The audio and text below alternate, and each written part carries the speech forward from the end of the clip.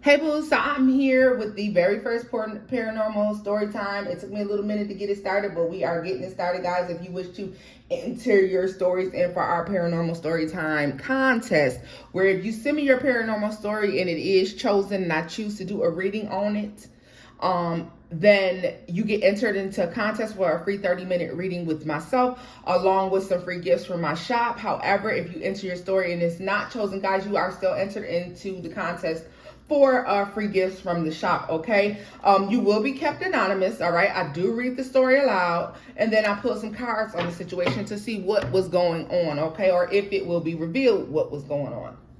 So let's go in, y'all, with our first story. Let's see. And so here we go. It says, "Hey sis, I still struggle explaining what happened that night. Maybe you will know. It was the first time I was visiting the new guy I was dating at his place instead of meeting out somewhere. It was a little after 10 p.m. The driveway to his house was shared by two other houses, and there was a pond that you drive over as part of the driveway. So I guess, guys, if it was like 1, 2, 3 houses, then I imagine you would be driving over this pond, and then maybe the driveway split to each house, right? But you have to go over the pond. That's how I'm picturing it, anyways. At the start of the driveway, there is a street light. So I turned onto the long driveway lit up by the street light, and after a short distance, my two front tires reached a small bridge. You drive over. This is where you're going over the pond, okay? I was going slow, being this was new to me. And as soon as my two back tires were on the bridge, my radio, which was off at the time, because I was listening to MapQuest, began playing at top volume. I was so startled. I stopped the car a second. I stopped the car a second as I turned the radio down and off. As I let off the brake, I wondered out loud to myself, "What the fuck?" And as if I had asked the question to someone, I instantly heard, "Go back." Ooh, no. Ooh, no. Not go back. The voice was a young girl. It almost sounded like my daughter, but she was home with the babysitter, nowhere near me. I turned the lights on in my car and looked for where that voice came from. Nothing. My windows were cracked and mostly rolled up. It didn't come from outside. I sat there a few seconds trying to understand where that came from, when I saw a young girl, maybe 7, run in front of my car lights. I grabbed my chest. Phew. It was just a kid. I'm not hearing things, I thought. Then let off the brake again and slowly drove the driveway lane to the house. I was slightly still shook from the whole thing as soon as I entered the house, began rattling off the story to my boyfriend. He sat listening, confused, and had this dumb look on his face, as he should have, because I would have been looking at you too, like, "What, little girl? What are you talking about? Where?" And I'm wondering if the street lights were on, and that means it was the middle of the night. So I'm surprised your mind didn't say, like, "Hey, where'd that little girl come from?" But you know, me raising children, I always think, like, whose child is this running in the streets? She said he sat listening, confused, with this dumb look on his face. Then he asked, was I sure, because there were no kids around here. Ooh. I told him I was 100% sure and described her as having shoulder-length brown hair. He said it must have been someone's kid who was visiting or something, and we both just moved on.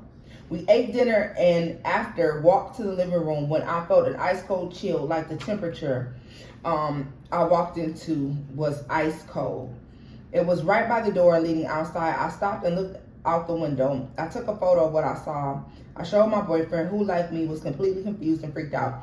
I asked if we could leave. He followed me out in his truck and we stayed at my place. I've never gone back. Was this paranormal? Evil? Was it just me? If you don't know, no one will. Love you, BFF in my head. Love you too. Give Casanova belly rubs and kisses for me. Baby, he is spoiled up, honey. Let me see here. So she did attach pictures, guys. But I don't even think...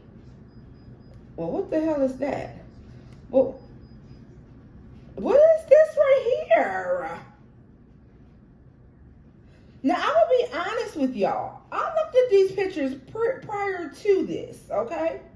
Literally, I looked at these pictures prior to this, but it's only now that I feel like I see the whole body here, like the whole thing. So guys, I don't even know how I could begin to show this to you because, you know, your girl is not tech savvy, okay?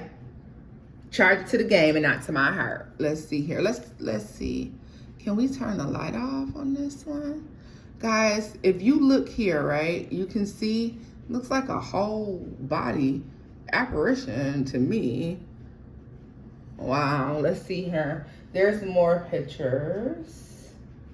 Yeah, see, she pointed, boo, I seen it. You see, she pointed it out. Yeah, who is this? Who? Ooh. Wow, oh wow, yeah, y'all. So that is very questionable. And then, honestly, I get immediately from seeing that picture, I get immediately a feeling of an entity that is trying to pass itself off as a child. Well, let's see here. What was, oh, I just got chills, y'all, because when I just, oh, that just gave me chills. Let's see here. What was going on this particular night at this house? What was going on here? The lights were flickering. What is no, not the lights flickering, my fault, y'all. But this is weird. A child running across saying, get out of here, go back. And then it's this thing, and I'm telling you, that thing in that picture, I gotta look at it again. Guys, I am like the biggest scary movie horror buff, but afraid of everything. Listen, I'm the guy who's gonna be watching the scary movie with her hands over her eyes, like, oh no. Let's see here. What was that? What was that about that night? Oh my goodness. That is nuts. What was that about?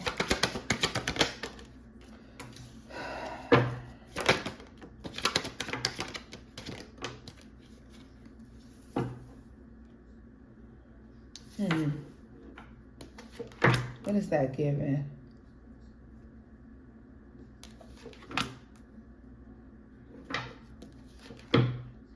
Well, let's talk about, first of all, that space in itself has a lot of paranormal activity, and whoever this is, I feel like could have lived in that home at some point. All right. This is somebody who I feel like was single. They spent most of the time alone. Okay. This person has a challenge of recognizing that they're passed on and moving on, right? Transitioning. This person doesn't want to transition out of fear. So this will be a low vibrational entity because they're afraid to transition out of fear of karma. I mean, having to pay in this afterlife for what they did in this life. Yeah, look, it came out again, guys, when I put it back. Yeah. They don't want to move on because of that. They're afraid that, like, they know they owe a debt. They have to pay a debt. Tell me more about this. Seven of Wands. What did I tell you? Definitely do not, like, transitioning is not an option. It's definitely a male entity. I want to say that right away, okay? It's male in nature. They just seem very low vibrational to me. All right? Or at least this is the way this person, I'm trying to understand this representation of the apparition that we saw versus the energy that I pick up on, right? But, you know, let's see. What's the Seven of Wands? The Ten of Swords. Look at this. Somebody was not, whoever this is horrible in life. I can tell you that right now. Yeah, look at this. Very depressed, low vibrational, like I said, not very horrible in life, okay? What about this transitioning?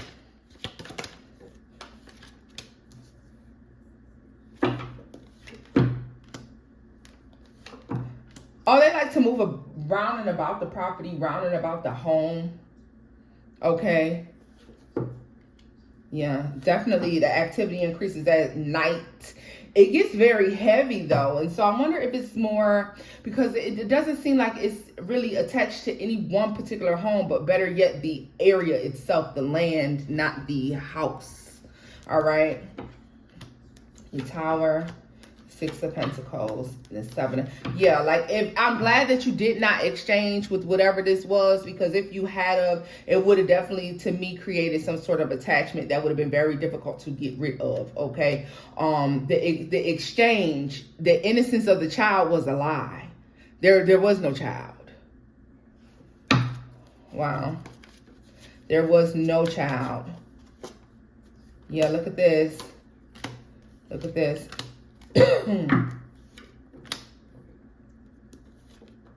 Look like your boyfriend was thinking about that thing ever since. Yeah. This is this basically what that was, boo. Yeah. Somebody who made poor decisions in this life. They don't want to transition. They don't want to move on because of the horrible person they were, why they were here. All right. Like I said, this is somebody who still may enter into the home, but they make me feel like they move about the property. The land itself seems to be, have some sort of haunting to it. Is it native land? It makes me feel most of this land is native land. I guess that's a silly question, but this is more so making me feel like it would be closer to an Indian reservation or something like that. That's what it's giving me. Like it's some sort of sacred land or close to some sacred land of some sort. All right. Look at this, the Eight of Swords and the Queen of Cups. I'm glad that the exchange did not take place, because I feel like you could be more spiritually inclined than what you know, and that could cause an issue. Yeah, look at this. Like you would have took this home with you. Definite attachment. This would have been like poltergeisty, confused, crazy things happening in the house. So I'm kind of glad, yeah, that y'all left that day. It was a good thing. All right, love. So this is where I'm leaving this off at, guys. If you enjoyed this, then please do feel free to enter your story. You can enter your story up until the last week of October, guys. Give it a thumbs up. Let's say thank you to our secret Halloween Santa for the story. And until next time, guys. Bye-bye.